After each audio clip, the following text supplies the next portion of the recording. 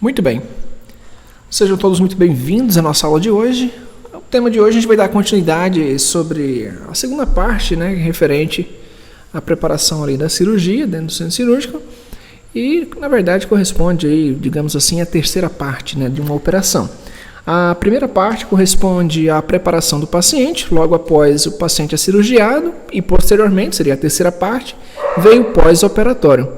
O pós-operatório, ele é cuidados essenciais que a gente tem durante, né, ou seja, posterior à cirurgia, tá bom? Então, os pacientes são submetidos a procedimentos cirúrgicos, sofrem alterações súbitas nas funções metabólicas e fisiológicas normais. Então, logo depois de uma cirurgia, de uma operação, entramos aí com o pós-operatório, ou seja, os cuidados posterior a uma cirurgia, tá bom? Qual a importância? É conhecer os ajustes, né, homeostáticos, ou seja, do próprio organismo, circulação sanguínea, pressão, respiração, saturação, temperatura, para a gente assim conseguir restabelecer os parâmetros hemodinâmicos, ou seja,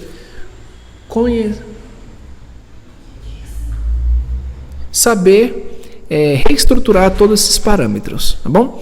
Então, todos esses parâmetros, seja hemodinâmicos, nutricionais e cardiovasculares, irão propiciar, né, uma adequada reabilitação do paciente e também como uma adequada cicatrização. Muito bem. O pós-operatório, né, ele é um exame clínico diário, ou seja, enquanto o paciente ainda não ocorrer a cicatrização, a normalidade, o restabelecimento físico, hemodinâmico desse paciente continua sendo o período correspondente ao pós-operatório. Quando termina esse período? Quando o paciente se recupera completamente. Fica somente ali a cicatriz, tá bom? Então, o período ele pode variar de semanas até meses, anos, tá bom? Então, todos os cuidados posterior a uma cirurgia devem ser muito bem levado em conta, porque pode trazer qualquer tipo de alteração, tá bom? Então, esse exame clínico ele é diário, né? Não somente pela equipe profissional, pela equipe multidisciplinar, mas também pelo paciente, tá bom? Agora, de imediato, a gente pode transformar esse pós-operatório imediato, mediato e tardio. No período imediato, é aquelas primeiras horas ali que o paciente sai de uma cirurgia, de uma operação, e o paciente é colocado sob uns cuidados intensivos. E posteriormente, né, o paciente entra na fase imediata, ou seja, um período mais longo, de meses, tá bom? E a fase tardia, depois de anos, né, pode também trazer alguma complicação, beleza? Então, no exame clínico diário, a gente vai ver ali nas primeiras horas os níveis de consciência, até porque o paciente foi submetido à anestesia. Se o paciente foi submetido à anestesia, temporariamente ele ficou sem consciência. Então, quando o paciente voltar da recuperação, da anestesia, temos que ver a consciência do paciente, né? Se não aconteceu, por exemplo, alguma complicação da anestesia, pode acontecer? Pode acontecer. Tudo é muito suscetível a acontecer alguma complicação, tá bom? Por exemplo, pode ter lesionado a medula óssea? Pode ter lesionado. O paciente pode ficar paraplégico? Pode ficar paraplégico depois de anestesia, né? Então, a gente tem que tomar todas essas precauções e buscar fazer investigações suficientes para a gente conseguir fazer um pós-operatório, né, um diagnóstico pós-operatório da forma mais rápida possível, tá bom? Visualizamos também o grau de hidratação do paciente, a urina, se ele está respirando adequadamente, como é que está o coração, né, o abdômen, se tem algum problema, como é que está a ferida operatória, né, como é que está ali a incisão.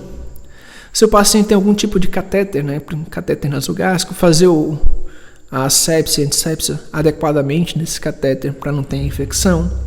Se tem algum tipo de dreno, também ter muito cuidado com drenos, né? Boa parte dos pacientes que faz algum tipo de cirurgia abdominal é uma cirurgia de emergência, geralmente a gente acaba deixando drenos ali, porque se acumular líquido dentro do abdômen, vai sair pelo dreno.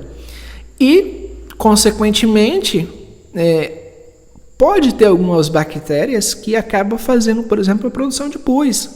Pode infectar, então tem que ter muito cuidado com os drenos, tá bom?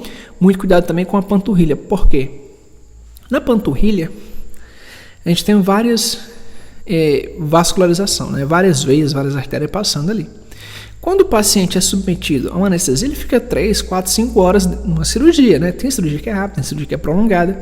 Então tem que ter muito cuidado na hora de fazer essa avaliação. Por quê? Pelo seguinte, né? O paciente ficou lá deitado, lá acamado e durante a cirurgia pode ser que em algum momento formou trombos. Então, o que são trombos em si?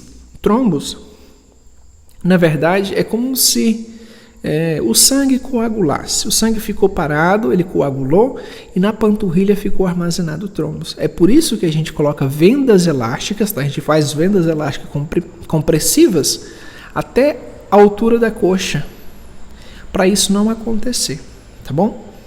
Porque se isso acontecer, a consequência é o que a gente chama de tromboembolismo pulmonar. Esse trombo, ele se solta, esse coágulo ele se solta, se desprende e vai para os pulmões. Chegando nos pulmões, ele causa o quê? Um infarto do pulmão. Então, lá vai uma complicação, um problema a mais. E no pós-operatório, consequentemente, a gente vai fazer exames complementares, a gente vai ver se tem anemia, se o paciente está com a glicemia boa, como é que está a hidratação do paciente, como é que está a glicêmia, né, do paciente. Então, todos esses exames a gente faz raio-x, faz exame de urina, faz exame de fezes, tudo que for necessário para fazer um diagnóstico a gente vai fazer, ok? Muito bem. A prescrição médica, né? A prescrição médica geralmente no pós-operatório vai ser principalmente medicamentos e cuidados pós-operatórios. A parte medicamentosa geralmente vai estar sempre associado com a dor, né? Fazer a reposição de nutrientes, né? Fazer analgesia, colocar medicamento para tirar a dor, porque imagina, o paciente acabou de ser numa cirurgia. É claro que a ferida vai doer, o paciente está aberto, né? Vários procedimentos. Então sempre vai ser o medicamento, tá bom? E os cuidados pós-operatório é a dieta, catéter, dreno, curativo todo dia, tá bom? Então todos esses procedimentos. E também participa dos cuidados pós-operatório, por exemplo, o paciente que faz a cirurgia abdominal, a partir do 3º dia de cirurgia, ele já tem que começar a caminhar lentamente pelo hospital, porque evita o acúmulo de gases. E o paciente simplesmente deitado na cama, a gente não pode deixar ele. Por quê? Porque vai acumular gases, vai doer, pode estourar os pontos e ter que entrar na cirurgia de novo. Então, a partir do 3º dia, coloca o paciente para deambular. Deambulação, simples, coloca o paciente para caminhar, tá bom? Vai dar um passinho aqui, outro ali, tá com medo, tenta mais tarde, tá bom? Tá doendo, aí vai colocar remedinho para acalmar a dor, mas tem que fazer todos esses cuidados. Reposição hidroeletrolítica, né? O que eu falava para vocês, reposição de líquidos, para evitar que o paciente esteja ali com algum problema de desidratação, tá bom? Então, sempre avaliar as perdas e ganhos durante a cirurgia. Sinais vitais, corrigir o débito urinário, o paciente está urinando pouco, vou colocar um pouquinho mais de líquido para ele, certo? E vou colocar todos os nutrientes, precisa de cálcio, potássio, magnésio, fosfato, eu vou colocar para o paciente. Precisa de glicose também, eu vou colocar glicose também, tá bom? Então, eu vou fazer todos esses procedimentos, claro. Cada cirurgia tem um procedimento específico, tá bom? Agora, a missão de vocês como equipe de enfermagem é participar ativamente de todos esses processos. O que o médico receitou no 1º dia, ali a reposição, né, o pós-operatório imediato, aí tem nas primeiras horas, depois o pós-operatório imediato e o tardio, né? Então, todos esses cuidados vai sendo evolutivo. De acordo com o paciente melhora, a gente vai tirando soro, a gente vai tirando a anestésico, né, os medicamentos para tirar a dor, a gente vai tirando os outros medicamentos e o paciente vai melhorando, claro que a gente vai tirar os medicamentos, tá bom? E continua os cuidados com a urina, com o dreno, com os curativos, tá bom? Analgesia, né, deve ser feita regularmente e não apenas em momentos de sintomatologia dolorosa. Por quê? Eu não podemos esperar que o paciente simplesmente nos diga, olha, eu estou com dor, estou sentindo dor. Ou então vem um familiar, olha, fulano está com dor, o paciente da cama do leito tal está com dor. Não esperar, por quê? Porque vai demorar o medicamento fazer efeito. Então, eu já tenho que fazer continuamente a analgesia, tá bom? Nunca esquecer dessa parte. Profilaxe, né, de úlcera de estresse. Vamos utilizar, principalmente a gente vai utilizar o omeprazol, pantoprazol, ranitidina, tá bom? Por quê? Porque a gente vai evitar o estresse. O estresse, quando o paciente está internado, ele acaba produzindo mais ácido clorídrico. Consequentemente, aumenta a quantidade do pH. Então fica mais ácido, né? Fica mais propício a provocar úlceras, né? Essas manchas negras que vocês veem na imagem são úlceras dentro do estômago provocado pelo estresse. O estresse simplesmente porque o paciente está hospitalizado, tá bom?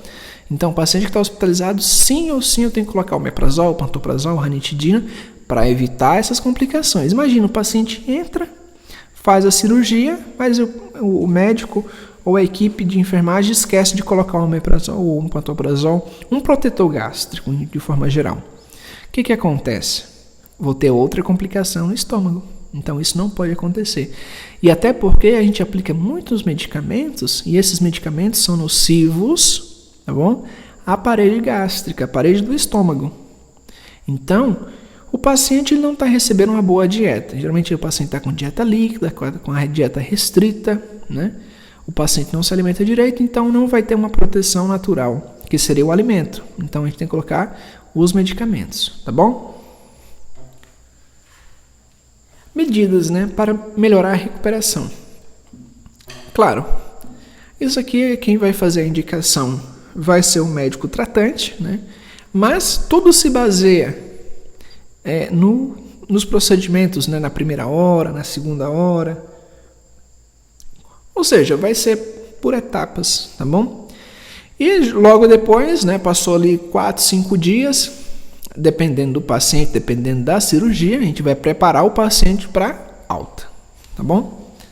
Quando o paciente estiver bem, a gente já vai mandar ele para casa e ele vai vir somente fazer os curativos alternados, né, dia sim, dia não, ele vem fazer curativo da ferida operatória, ou então já receita já os medicamentos que ele vai levar para casa, deixa tudo preparadinho, prepara a família, né? Como é que vai ser todo o tratamento dele ali em diante, ok? Cuidados, né, também com a nutrição, catéter vesical, drenos, posição do leito, né, cuidado respiratório, curativos. São os cuidados básicos que a gente tem, tá bom? A nutrição, redução da atividade propulsiva do trato gastrointestinal, manuseio das alças, né, aumento da atividade simpática dos nervos esplênicos. Então, geralmente o reinício ali da peristalse, né, inicia a partir das 24 horas, na gástrica a partir das 24, 48 horas e o colo a partir das 48 horas, tá bom? Se o paciente tiver sonda, é muito comum ter complicações em pacientes idosos, tá bom? Então, muito cuidado com pacientes idosos que tem sonda, qualquer tipo de sonda. Sonda nasogástrica, sonda vesical, catéter, tá bom? Muito cuidado. E principalmente se o paciente for idoso e tiver diabetes. Muito cuidado, tá bom? Então, a gente já falou do catéter, né? A gente não vai entrar em detalhes, tá bom? Porque a gente vai ter outras aulas falando sobre, especificamente, qual é a função do catéter nasogástrico, do catéter vesical, tá bom? Mas o catéter nasogástrico para a gente colocar algum tipo de alimento, né, se o paciente estiver recebendo um alimento, ou então até mesmo para fazer uma descompressão gástrica, tá? Porque o nosso intestino ele continua produzindo gases, só que o paciente às vezes ele está restrito, ele não consegue flatular, ou seja, por onde é que esses gases têm que sair, né? Tem que sair através da sonda nasogástrica, tá bom? Às vezes aquele inchaço que tem no estômago, né? O paciente não consegue arrotar, ter erupções, né? Não consegue flatular, então tem que colocar uma sonda nasogástrica para sair esses gases também. Ou muitas vezes fazer a alimentação parenteral, tá bom? Ou seja, colocar alimento por aí, ok? Catéter vesical para a gente continuar a fazer a quantificação de urina que o paciente tem durante o dia. Às vezes o paciente não consegue urinar, não consegue deambular, não consegue andar até o banheiro. Então a gente coloca catéter, tá bom? Então muito cuidado também no catéter. que é muito propício a fazer acumulações de bactérias. Drenos, de qualquer forma também, muito cuidado, né? Drenos, principalmente ali do pulmão, drenos na cavidade abdominal, então tem que ter bastante cuidado. Aqui a gente vê, né, os drenos, para vocês entenderem. Esses drenos aí, que vocês estão vendo, 2 drenos, nada mais é do que um pedacinho de mangueira, tá? Ele é esterilizado, de certa forma. Eles estão ali para retirar qualquer tipo de líquido que formar dentro, tá bom? Imagina se tiver líquido lá dentro, o que eu vou ter que fazer? Vou abrir o paciente de novo? Não vou abrir. Então o líquido ele vai descer por essas mangueirinhas, tá bom? E depois como é que faz para tirar o dreno? Só puxa, tá bom? Puxa, vai ficar um buraquinho ali, ele cicatriza em questão de um dia para o outro, ele já cicatriza, tá bom? Posição no leito também, né? Dependendo da cirurgia, o médico tratante ele vai indicar qual a posição que o paciente tem que ficar, tá bom? Se ele vai ter a cabeceira elevada, se ele vai ter as pernas elevadas, se vai ser a posição de Foley, né, que vocês estão vendo aqui, se vai ser a posição de Trendelenburg. Posição de Trendelenburg é as pernas levantadas e a cabeça abaixada.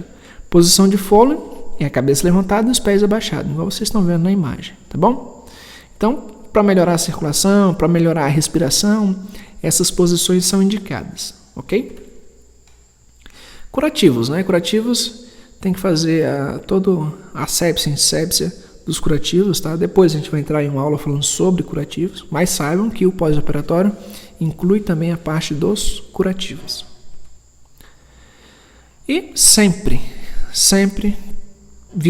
imaginar que tem alguma infecção. Para isso não acontecer, o que a gente faz? A gente coloca antibióticos. Aqui está escrito ATB, né? A abreviação para antibióticos. Tá bom? Então a gente sempre vai colocar medicamentos antibióticos para evitar infecção. Tá bom? Não é simplesmente tratar depois que tiver infecção. Não, eu vou prevenir para não ter infecção. Principalmente aí celulite ou uma fascites. Tá bom? A fascites é a inflamação dos músculos. Então, aqui a gente vê, né, os curativos no paciente. E também, né, tem médicos que acabam receitando também, indicando o uso de faixas, né, nos primeiros dias pós-operação.